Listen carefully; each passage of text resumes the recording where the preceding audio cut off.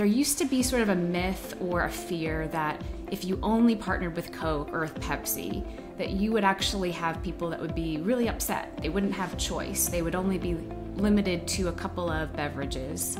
And that's really been dispelled because we've seen airports enter into pouring rights relationships. We've actually seen that that's a myth. And in fact, when you have a shop that has a pouring rights relationship, instead of having 3 colas that are really similar, they're able to have just one and offer 2 other innovative products.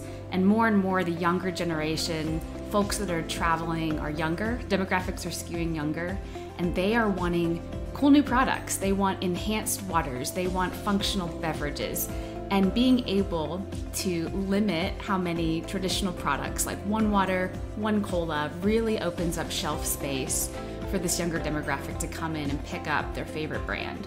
And so actually with the airports that have pouring rights, because these big companies are pushing these new brands, we're starting to see there's actually more choice and more opportunity for consumers when there is a pouring rights initiative. So being able to see that has been a game changer.